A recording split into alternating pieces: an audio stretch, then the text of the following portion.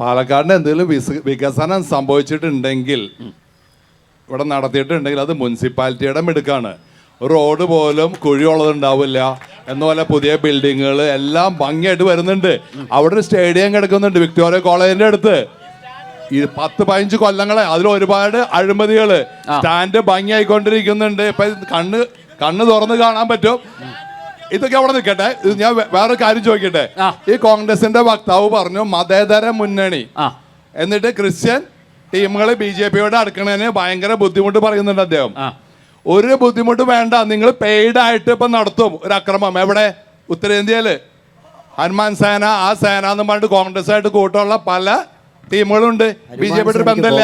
ആ ടീമുകള് ഇവര് പെയ്ഡ് ആയിട്ട് നടത്തും. പക്ഷെ ആ കളി ഈ പ്രാവശ്യം നടക്കില്ല. കാരണം ഇപ്രാവശ്യം നടക്കാതിരിക്കാനുള്ള വിജിലന്റ് ആയിട്ട് അവിടെ കാര്യങ്ങൾ നോക്കാനായിട്ട് നമുക്ക് അനൂപ് ആന്റണി ഉണ്ട്, ജോർജ് കുര്യൻജി ഉണ്ട്, ഷോൺ ജോർജ് ഉണ്ട്, ഒരുപാട് പേരുണ്ട്. അപ്പൊ ഇപ്രാവശ്യം നിങ്ങളുടെ അഭ്യാസം നടക്കില്ല. പെയ്ഡ് ആയിട്ട് ഒരു കളിയും കളിക്കില്ല. എല്ലാ ഇലക്ഷനും മുമ്പുണ്ട്. നമ്മൾ എപ്പോഴും കാണുന്നതല്ലേ, ഇലക്ഷന് മുമ്പ് ഒരു അക്രമം. ഇപ്രാവശ്യം നടക്കില്ല. നിങ്ങൾ മതേതര മുന്നണി എന്ന് പറയുന്ന ടീമുകള് മതമാണെന്ന് പറയുന്ന ടീമുകളായിട്ടാണ് കൂട്ടുകെട്ട്. അപ്പൊ അവർക്കാവാം.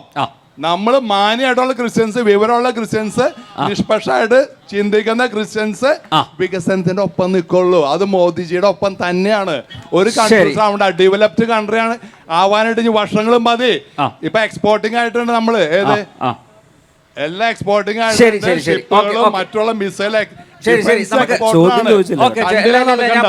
ചോദ്യം നിങ്ങളെ കൊണ്ടൊന്നും കഴിയില്ല. കഴിയാത്തോട് ചോദ്യം ചോദിച്ച കാര്യമില്ല. അതുകൊണ്ട് തന്നെയാണ്.